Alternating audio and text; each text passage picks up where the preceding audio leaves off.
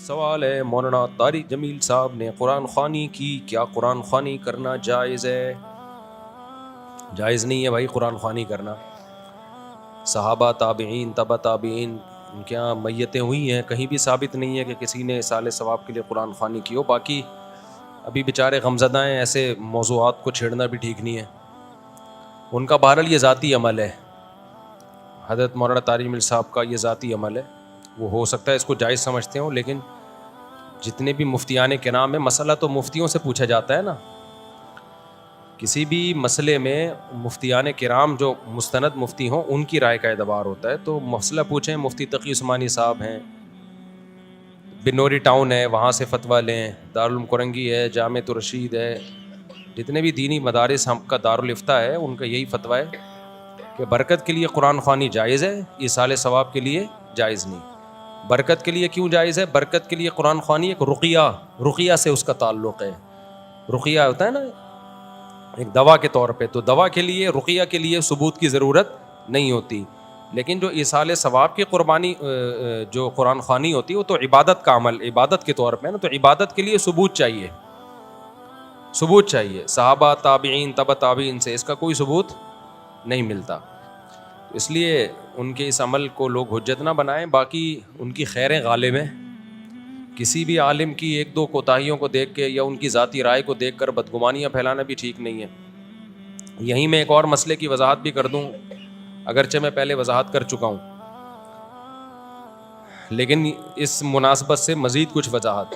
کل میں نے ایک مضمون پڑھا، کسی نے لکھا کہ لو بھائی، آج تک تو مولوی خودکشی کو حرام کہتے رہے اور بولتے رہے کہ ڈپریشن میں بھی کوئی خودکشی کرتا ہے تو حرام ہے، بلکہ خودکشی ہوتی ہی ڈپریشن میں ہے نا، خوشی میں تھوڑی کوئی اپنے آپ کو مارتا ہے، ٹینشنوں میں ہی مارتے ہیں لوگ اپنے آپ کو. تو اس کا جنازہ بھی نہیں پڑھو، یوں بھی نہیں کرو، جہنم میں جائے گا. اور آج کسی مولوی کے بچے نے کر لی تو اب مولوی لوگ اس کی تعویلات میں لگے ہوئے ہیں. کسی نے بڑا ایک لمبا چوڑا مضمون لکھا، فیس بک پہ ادھر ادھر وائرل کیا ہے.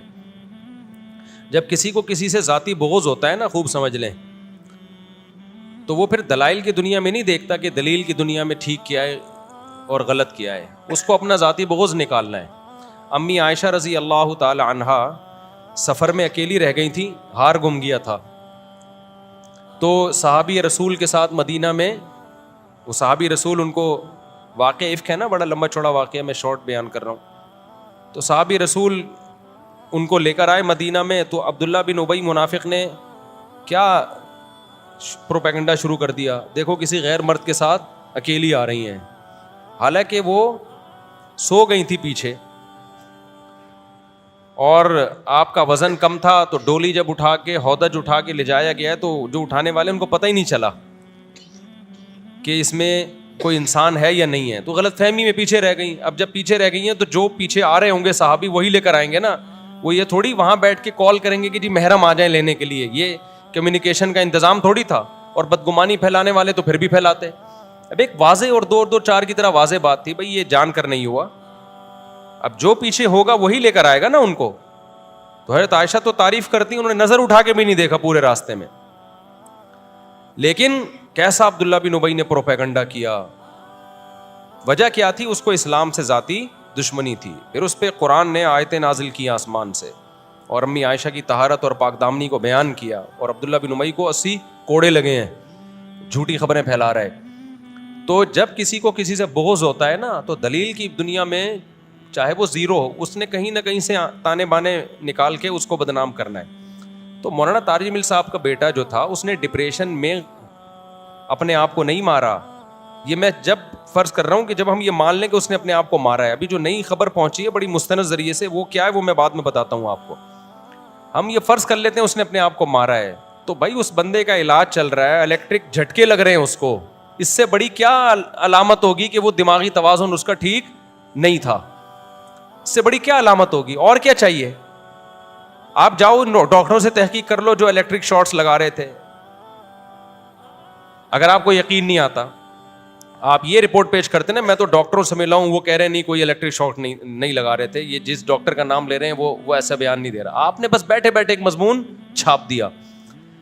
اور میری مولانا شاہد صاحب ہیں نا جو لاہور میں ہوتے ہیں، ایک مدرسے کے استاذ ہیں، حضرت مولانا طارق مل صاحب کے بہت قریبی رہے ہیں وہ، 20 سال ان کے مدرسے میں استاذ رہے ہیں، ان کے گھر آنا جانا، ان کے بچے ان کی گودوں میں کھیل کے بڑے ہوئے ہیں مولانا شاہد صاحب. تو مولانا شاہد آپ سے میری براہ راست بات ہوئی. السلام علیکم ورحمۃ اللہ وبرکاتہ. مفتی صاحب آپ کا میسج ملا. صورتحال یہ ہے کہ یہ قطعاً خودکشی نہیں ہے. اس کی وجہ یہ ہے کہ بچے کا جو بچہ انتقال جس کا ہوا ہے اس کا کزن اس کے ساتھ تھا، تو اس نے اپنے والد صاحب کو ساری بات بتائی، ڈاکٹر طاہر کمال صاحب کو ساری بات بتائی کہ کیا واقعہ ہوا تھا. ورزش کرتے ہوئے گارڈ سے، جیسے بچے شوقیہ پکڑ لیتے ہیں پسٹل وغیرہ، ایسے اس پسٹل پکڑا ہے اور گارڈ نے اس کا میگزین نکال کے دیا اس کو. اتفاقی طور پر جیسے عام طور پر گولی بیچ میں رہ جاتی ہے، تو عارفین نے کہا بھی کہ اس کو بھی دیکھو کہ اس میں گولی نہ ہو، تو وہ اس نے عاصم نے آگے سے کہا نہیں اس میں گولی نہیں ہے، اس نے میگزین نکال لیا ہے. تو یہ مکالمہ کرتے اچانک گولی چل گئی اور جو سیدھی دل پہ لگی.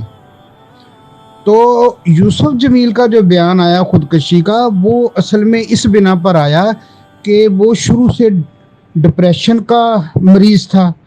11-12 سال کی عمر سے میں اس کو دیکھ رہا ہوں، تو بچہ شروع سے ہی یہ نفسیاتی مسائل کا شکار تھا.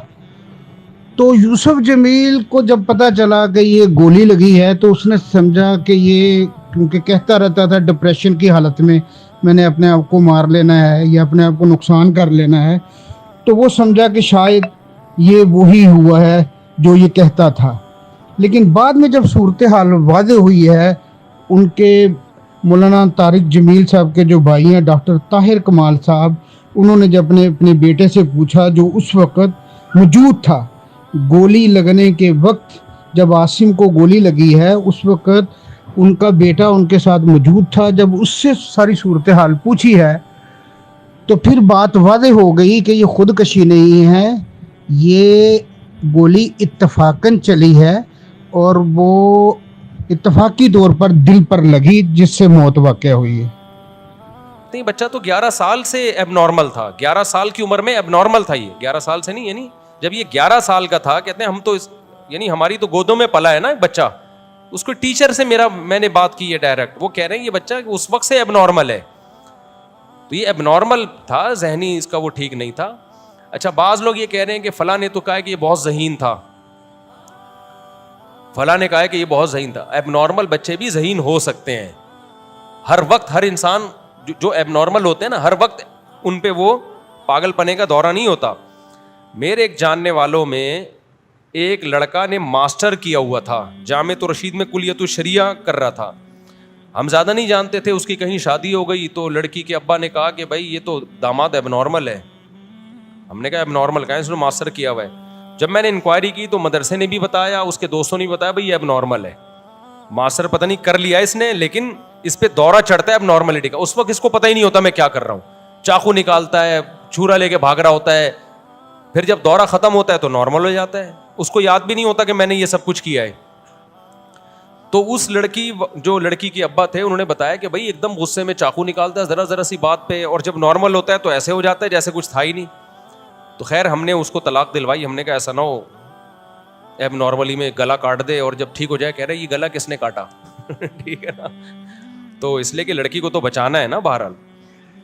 تو اب یہ جو مولانا کا بیٹا ہے حضرت مولانا طارق مل صاحب کا، اس کا بھی یہی مسئلہ تھا. یہ ان کے ٹیچر نے مجھے بتایا، اس بچے کے ٹیچر نے، جو ان کے گھر آنا جانا، ان کے جیسے فیملی والے تعلقات ہوتے ہیں نا، جو سلام دعا ہوتی ہے، 20 سال ان کے مدرسے میں پڑھا ہے. انہوں نے کہا تو بچے میری گودوں میں پلے ہیں. تو یہ بچہ بچپن سے ہی ایب نارمل تھا اور اس کو تھا یعنی بجلی کے جھٹکے دیے جاتے تھے. تو اگر اس نے خود بھی اپنے آپ کو مار لیا ہے نا، تو پھر بھی یہ اس خودکشی میں نہیں ہے. یہ وہ خودکشی ہے جو دماغ کام نہیں کر رہا ہوتا انسان کا. اس میں اپنے آپ کو بھی مار سکتا ہے، دوسرے کو بھی مار سکتا ہے. دوسرے کو مارے گا تو قصاص نہیں ہے، کہ دماغ ہی نہیں ہے اس کا نا، دماغ ہی کام نہیں کر رہا. پاگلوں سے جو ایب نارمل ہوتے ہیں ان سے تھوڑی قصاص لیا جاتا ہے. تو لوگ اس طرح کی باتیں کر رہے ہیں بھائی اب نارمل تھا تو اتنا نیک کہاں سے آ گیا. تو جب وہ اس پہ دورہ نہیں چڑھتا تو نیک ہوتا ہے. ایک بات تو یہ. دوسری بات یہ کہ میں نے جو بھی بیان دیا تھا نا کہ